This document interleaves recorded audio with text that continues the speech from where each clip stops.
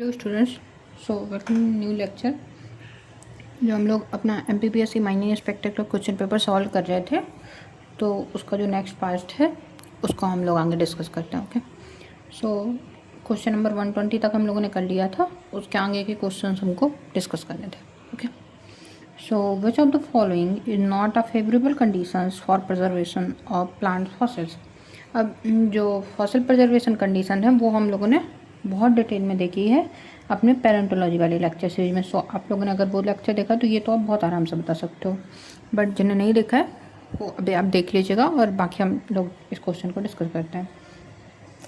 तो क्या होती हैं कंडीशंस जो कि नॉट फेवरेबल हैं।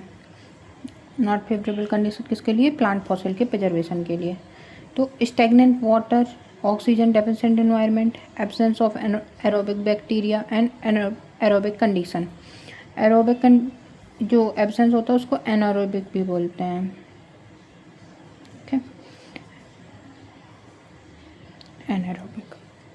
अब जो एरोबिक प्लांट फॉसिल है उसके लिए क्या होता है, हमें हाईली ससेप्टेबल होते हैं प्लांट्स रिमेन डिके के लिए। प्लांट्स या एनिमल दोनों ही ससेप्टेबल होते हैं डिके के लिए। तो इनके प्रिजर्वेशन के लिए और डिकम्पोजिशन को मिनिमाइज करने के लिए फेवरेबल कंडीशंस का एक सेट चाहिए होता है, जो कि जिसमें क्या होता है rapid burial, low oxygen content, stagnant water, absence of decomposition bacteria, swamps and Pitt's forming environment. और जो अनफेवरेबल कंडीशंस होती हैं वो होती हैं abundance oxygen, active bacterial decomposition and high energy environment. So anaerobic condition क्या हो जाएगी? ये हमारा करेक्ट आंसर हो जाएगा। क्यों हो जाएगा? क्योंकि एनारोबिक कंडीशन मतलब है ऑक्सीजन ऑक्सीजन प्रेजेंट है। ऑक्सीजन क्या प्रमोट करता है? बैक्टीरियल एक्टिविटी को, ऑक्सीडेशन को and decay of organic matter को। तो इसकी वजह से जो प्रिजर्वेशन है वो डिफिकल्ट हो जाएगा। जो स्टैग्नेंट वाटर है तो स्टैग्नेंट वाटर क्या करेगा? लिमिट करेगा ऑक्सीजन सर्कुलेशन को और एक्सलेंट कंडीशन बनाएगा for the preservation. Oxygen deficit water है तो one of the best condition होगी फॉर प्रिजर्वेशन, क्योंकि ये माइक्रोबियल एक्टिविटी को कम करेगा। एब्सेंस ऑफ एरोबिक बैक्टीरिया मतलब ये फेवर करेगा फॉसिल प्रिजर्वेशन को एंड डिकम्पोजिशन कम करेगा। तो मोस्ट जो कोल्ड डिपॉजिट्स होते हैं जो ओरिजिनेट होते हैं फ्रॉम द प्लांट रिमेन्स, वो कहाँ पर हमें मिलते हैं? Swamps, marsh, oxygen poor environments जो होते हैं वहाँ पे मिलते हैं। Okay, next question.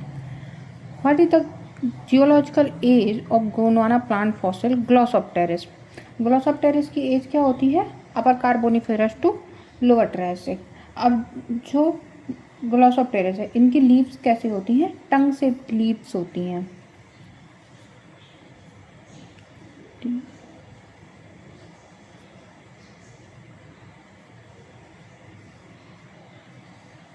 टंग से लीव्स होती हैं, जो कि हमें मिलता है। ये प्लांट कहाँ का? India, Australia, south America, Antarctica और साउथ अमेरिका।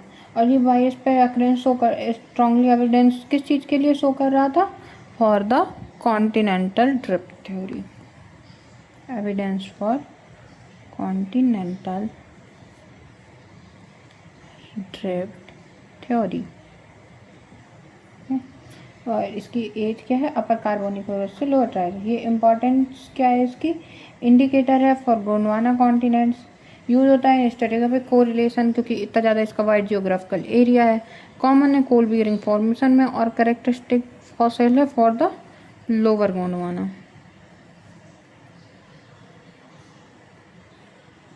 एक बार हम लोगों ने पढ़ा है मीडियम गोंडवाना। मीडियम वाला जो मिडिल गोंडवाना है उसका कैरेक्टरिस्टिक फॉसिल कौन सा होता है? ये हम लोग इससे पिछले वाले क्वेश्चन में पढ़े थे, पिछले वाले पेपर में। तो ये आप बताओगे क्या? सो इसमें डायरेक्ट एज पूछे, कुछ भी ऐसा एक्सप्लेन करने के लिए नहीं है। Next, how much calcareous species are there in Aristotle's lantern structure in echinoids? Echinoid में कौन सा स्ट्रक्चर होता है? एरिस्टोटलिस लैंटर्न का स्ट्रक्चर होता है। और ये जो स्ट्रक्चर है ये किसमें? फीडिंग अपर्चर की तरह काम आता है इन रेगुलर एकोनॉइड्स। फीडिंग अपर्चर्स और इकोनॉइड दो टाइप के होते हैं, रेगुलर एंड इनरेगुलर। सो ये किसका कैरेक्टरिस्टिक है? For regular echinoid. तो ऐसे भी क्वेश्चन आ सकता है कि कैरेक्टरिस्टिक किसका है? रेगुलर का है। और ये किसके नाम पे दिया गया था? जो एरिस्टोटलियन के नाम पे दिया गया था। इसका स्ट्रक्चर है तो ये कंपोज होता है 5 टीथ होते हैं सब, और कुछ सपोर्टिंग ऑसिकल्स होते हैं, कैलकेरियस स्केलेटल एलिमेंट्स होते हैं। टोटल कैलकेरियस पीसेस जो होते हैं वो 40 होते हैं। ठीक है, नहीं और भी जो इकोनॉइड्स है तो उनका क्या है, फाइलम कौन सा होता है इसका, एकाइनोडर्मेटा फाइलम से आते हैं ये।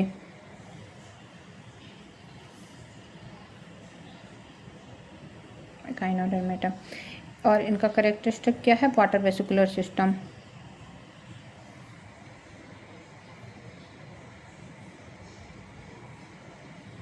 एंड इस पे स्पाइंस प्रेजेंट होते हैं इसमें। ठीक है, next, which of the following fossil type is identified on the basis of activation carried out during their lifetimes। तो जो फॉसिल होता है, ये भी हम लोगों ने आज ही के लेक्चर में पढ़ा था पैरेंटोलॉजी का। तो जो फॉसिल की एक्टिविटीज़ होती हैं, उन एक्टिविटीज़ के बेस पे क्या फॉसिल को कहा जाता है, तो उनको ट्रेस फॉसिल कहा जाता है। अब फॉसिल कैसे होते हैं, एक होता है बॉडी फॉसिल जो कि क्या होता है, एक्चुअल रिमेन्स ऑफ ऑर्गेनिज्म होता है, और ट्रेस फॉसिल या इग्नोफॉसिल क्या होता है, evidence of activity rather than body parts, जैसे फुटप्रिंट, ट्रैक्स, बरोज, ट्रेस, बोरिंग, कॉपरोलेट, ये सारी चीज़ें।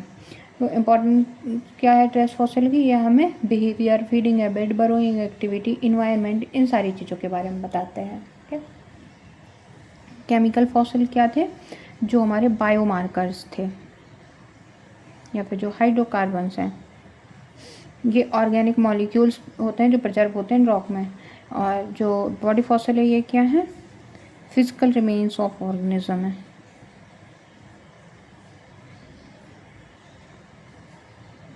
फिजिकल रिमेन्स है, ट्रेस फॉसिल में हमने देख लिया। एंड माइक्रोफॉसिल डिपेंड करता है साइज पे, जैसे फोरामिनिफेरा डाइटम से एरिया होते हैं।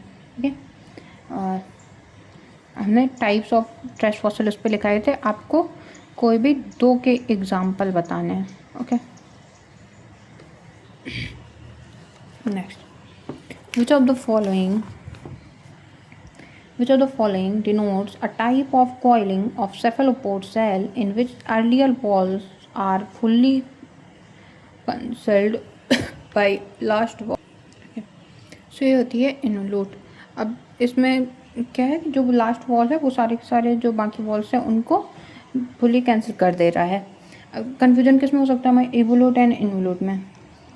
तो इवोल्यूट के करेक्टरिस्टिक क्या होते हैं कि ऑल अर्लियर वॉल्स विजिबल्स, सारे के सारे जो अर्लियर वॉल्स हैं वो विजिबल होंगे।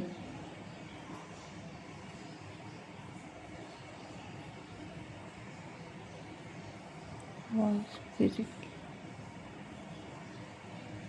नेक्स्ट होगा वाइड अम्बिलिकस।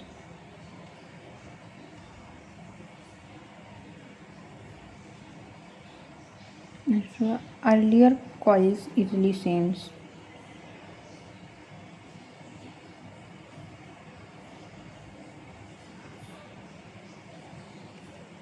एंड जो इनवोल्यूट होता है इसमें क्या है, आउटर वॉल क्या करेगा, इन्वोलप कर लेगा अर्लियर वॉल्स को। So outer wall envelop earlier wall। Next, earlier walls क्या है, अर्लियर वॉल्स आर लार्जली और completely hidden from external view. तो जो भी हमारे अर्लियर वॉल्स हैं इस पे क्या हो रहे हैं, अर्लियर कॉइल्स सीन हो रही है, बट इस पे जो अर्लियर वॉल्स हैं वो सीन नहीं होते हैं। तो earlier wall completely hidden from external view. और इसका अम्बिलिकस कैसा होता है, एब्सेंट या फिर बहुत ही नैरो। अम्बिलिकस इस पे वाइड होता है एंड इस पे अम्बिलिकस नैरो और एब्सेंट। जो एडवोल्यूट कूलिंग होती है, एडवोल्यूट में क्या होता है कि वॉल्स कांटेक्ट में होते हैं ईच अदर्स के, और जो अर्लियर वॉल्स होते हैं वो भी विजुअल होते हैं। एंड जो कन्वोल्यूट कॉइलिंग है, कन्वोल्यूट में क्या होता है कि जो सेफेलोपोड्स होते हैं उनमें आउटर वॉल ओवरलैप करता है प्रीवियस वॉल को in extreme degrees. Okay, and जो कुछ और भी हैं उन जो फॉरनर टेक्स्ट है पैरेंटोलॉजिकल से रिलेटेड, वो कॉन्वोल्यूट और इनवोल्यूट या जो कॉन्वोल्यूट एंड इनवोल्यूट हैं इन दोनों के बीच में डिस्टिंक्शन देते हैं। पर जो अदर एग्ज़ाम्स हैं उनमें क्या करते हैं इतना ज़्यादा अगर आप इन दोनों के डायग्राम देखोगे तो नहीं होगा, क्योंकि कन्वॉल्यूट का मतलब भी क्या होता है, एक्सट्रीमली ओवरलैप। ओके, इसमें भी हमें एक्सट्रीम ओवरलैप शो होता है। ओके, तो ये स्पेशलाइज टर्म रहता है।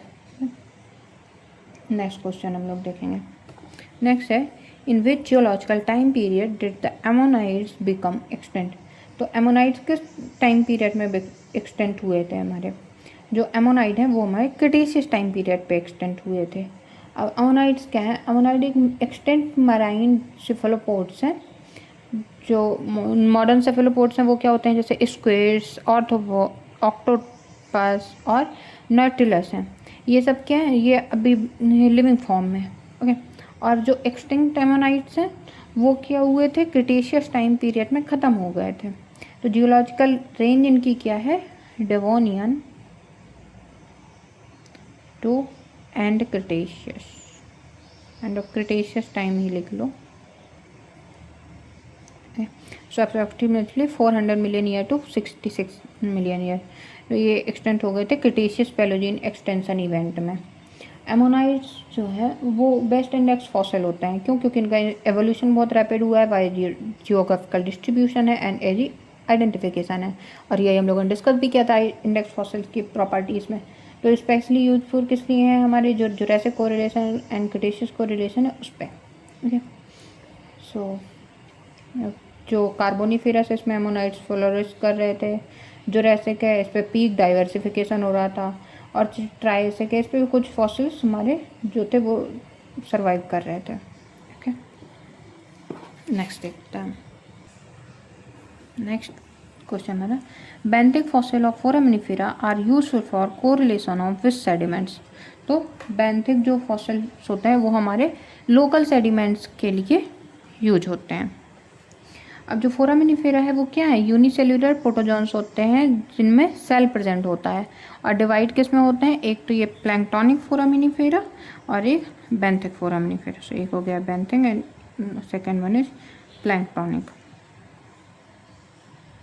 अब जो प्लैंक्टोनिक है इनका वाइड जियोग्राफिकल डिस्ट्रीब्यूशन है।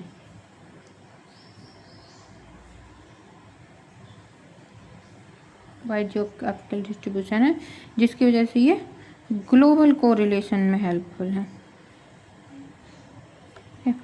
और जो बेंथिक फॉर्म है, बेंथिक फॉर्म क्या है, controlled by local environment, so local sediments का आइडेंटिफिकेशन होगा एंड लिमिटेड जियोग्राफिकल स्प्रेड है इनका, लिमिटेड जियोग्राफिकल स्प्रेड, और यूजफुल है for local sediment correlation. Global sediments के लिए हमारे प्लैंक्टोनिक है, लोकल के लिए ये हैं। और ये जो बेंथिक स्पीसीज हैं ये डिपेंड किस किस चीज़ पे करती हैं, डेप्थ, सैलिनिटी, सबस्ट्रेट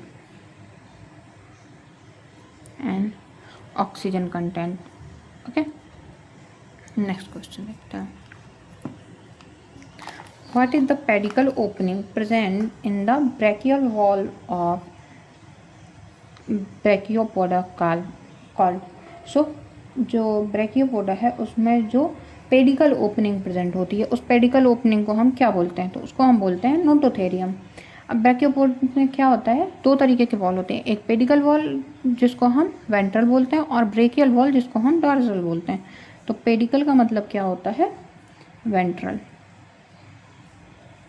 एंड जो डॉर्सल होता है वो क्या होता है, ब्रेकियल वॉल। और जो पेडिकल वॉल है ये क्या करता है, ओपनिंग के लिए और अटैचमेंट के लिए यूज होता है, और ब्रेकियल वॉल है ये किस में यूज होता है, फॉर द लोफोफोर, और लोफोफोर यूज होता है। ओके, सो जो ये डेल्टिडियम है, डेल्टिडियम हमारा पेडिकल वॉल में अटैच होता है, ओपनिंग है हमारी पेडिकल वॉल में।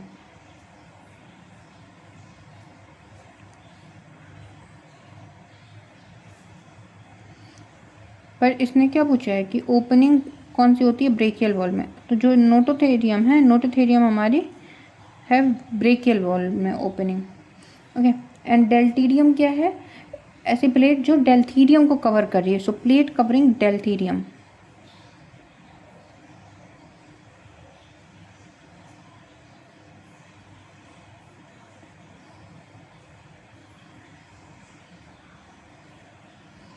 सिलिडियम क्या होता है? ये प्लेट एसोसिएटेड होती है विद द नोटोथेरियम। ओके, सिलिडियम जो है, सो डेल्थीरियम opening vacuole or nototherium and plate associated with nototherium is called chilidium.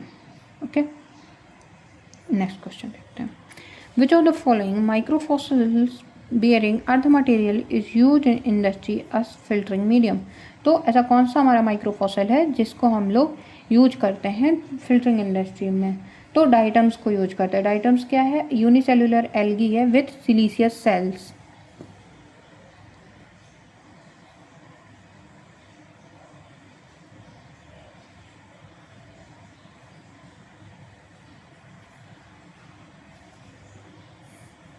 With siliceous cell. अब जब इनकी डेथ हो जाती है तो ये एक्यूमुलेट हो जाते हैं किसके फॉर्म में? डाइटोमाइट के फॉर्म में. आफ्टर डेथ ये एक्यूमुलेट इन डाइटोमाइट, जो कि डाइटोमैक्सियस अर्थ होती है. इसका कंपोजिशन क्या होता है? सिलिका से मिलके बने हैं तो ये होता है हाइड्रेटेड सिलिका. और ये करेक्टरिस्टिक क्या है कि ये पोरस है, लाइट वेट है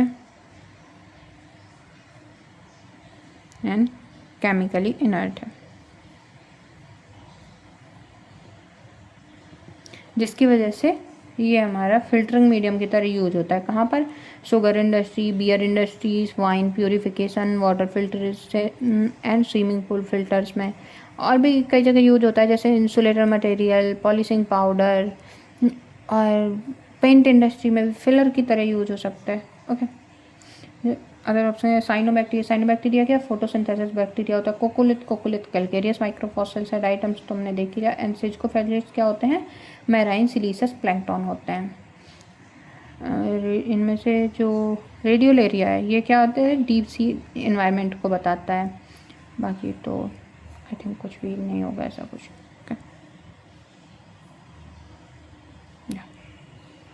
नेक्स्ट क्वेश्चन में इन्होंने डायग्राम दिया हुआ था कि गैस्ट्रोपोड जो है उनकी सेल का डायग्राम दिया हुआ था.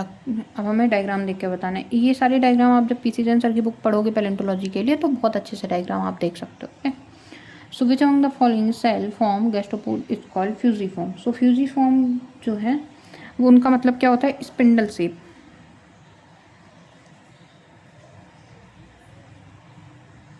इसमें मतलब ब्रॉड होगा मिडिल में,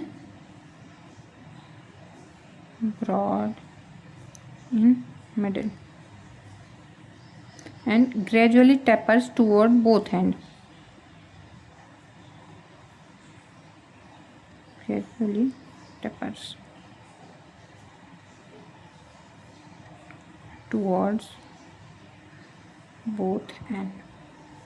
Okay, and spires जो होंगे स्पायर वेल डेवलप हो जाएंगे.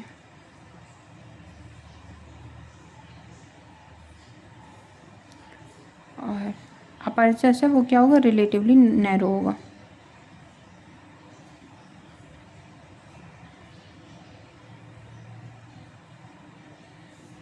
और कैनल कैसी होगी? कैनल इलोंगेटेड होगी.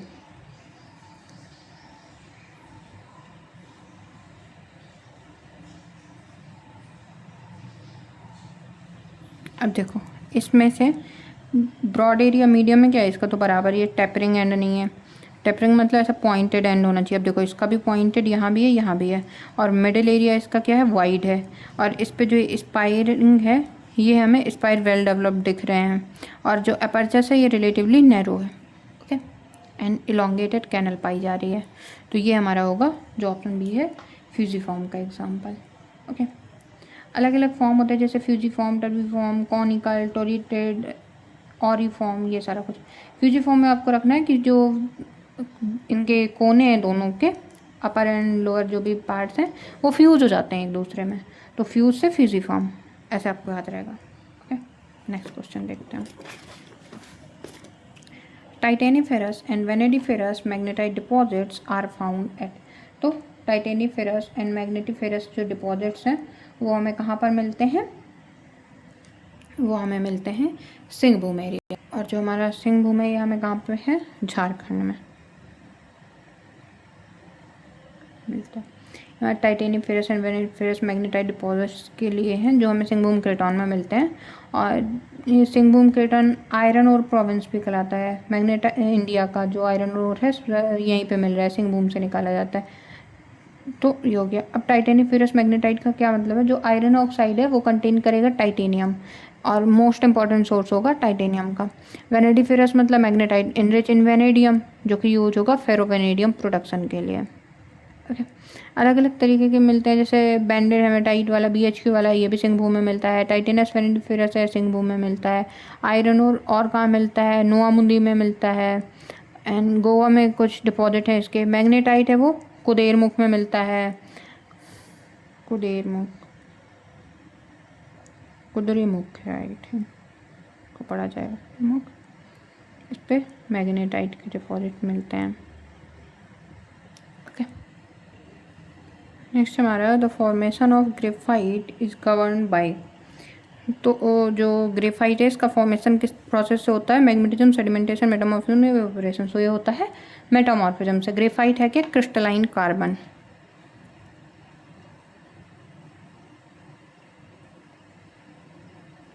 क्रिस्टलाइन कार्बन है। एंड मोस्ट इंपॉर्टेंट जो ग्रेफाइट फॉर्मेशन है वो मेटामॉर्फिज्म होता है कार्बोनेशियस मटेरियल का। जैसे ऑर्गेनिक मटेरियल है, फिर वो कार्बोनेशियस सेल बनी कार्बोनेशियस, और फिर उससे ग्रेफाइट बनता है। ये ट्रांसफॉर्मेशन किस कंडीशन में होता है? So higher temperature, moderate to high pressure and regional metamorphism.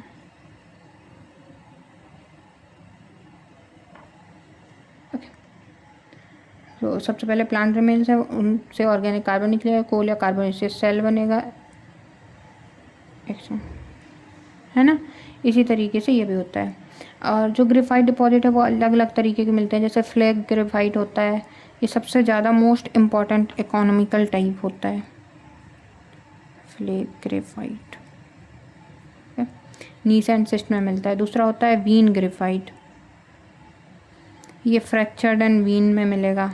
एक होता है अमॉर्फस वैरायटी भी होती है जो फाइन ग्रेन वैरायटी है, और इसका मेजर स्टेट जो में ये अकर होता है तो क्या है? मध्य प्रदेश में बैतूल हो गया, बालाघाट, और झारखंड, उड़ीसा, तमिलनाडु, केरला, राजस्थान, इन सब में मिलता है हमको। ओके, ग्रेफाइट जो है इसकी प्रॉपर्टीज़ क्या है? ये सॉफ्ट मिनरल होता है, एक्सीलेंट कंडक्टर होता है इलेक्ट्रिसिटी का, ग्रीजी फील देता है, और इसकी क्लीवेज क्या है? Perfect basal. यूज किस में होता है? पेंसिल की जो लिड बनाते हैं उसमें होता है, रिफ्रैक्टरीज में, लुब्रिकेंट में, electrodes, batteries and nuclear reactor में भी इनका यूज होता है। ओके, सो हम लोगों ने इस वाले लेक्चर में क्या देखा कि जैसे फ्यूजिफॉर्म सेल है वो क्या होती है? स्पेंडल से गैस्ट्रोपोड सेल्स होती हैं। चिकमंगलुरु किसके लिए फेमस? चिकमंगलुरु नहीं, सिंहभूम किसके लिए फेमस? सिंहभूम हमारा फेमस है। चिकमंगलुरु में भी मिलता है बट सिंहभूम ज़्यादा हमारा सही करेक्ट आंसर है। टाइटेनिफेरस, वेनेडिफेरस, मैग्नेटाइट और वेनेडियम है वो किसके लिए इंपॉर्टेंट है? स्टील प्रोडक्शन में इंपॉर्टेंट होता है। ग्रेफाइट किस प्रोसेस से फॉर्म होता है? By the metamorphic process of carbonaceous sediment. Graphite की हार्डनेस कितनी होगी? जब वो सॉफ्ट फील देता है, ग्रीसी फील देता है और बहुत सॉफ्ट है, उसकी हार्डनेस कितनी होगी? 1 और 2 होगी। ग्रेफाइट डायमंड क्या है? एक दूसरे के पॉलीमॉर्फ हैं। इवेपोराइट किस प्रोसेस से फॉर्म होते हैं? By the evaporation process. ये कुछ फैक्ट्स हो गए जो कि हमारे आज के लेक्चर से थे। ओके, सो आई होप आपको सारे क्वेश्चन समझ में आए होंगे। इसके आगे क्वेश्चन हम लोग नेक्स्ट लेक्चर में डिस्कस करते हैं, जो कि मोस्ट प्रोबेबली माइनस 2025 वाले क्वेश्चन पेपर का लास्ट लेक्चर होगा। So thank you so much for watching this video lecture. And आपको सब्जेक्ट वाइज जो अगर कोई भी सब्जेक्ट पढ़ने हैं तो उसके लिए अलग से प्लेलिस्ट बनी हुई है, एक बार आप उसको देखिए और उससे क्वेश्चन सॉल्व, उसको देखने के बाद क्वेश्चन सॉल्व कीजिएगा और अच्छे से आपको समझ आएगा। Okay, so thank you.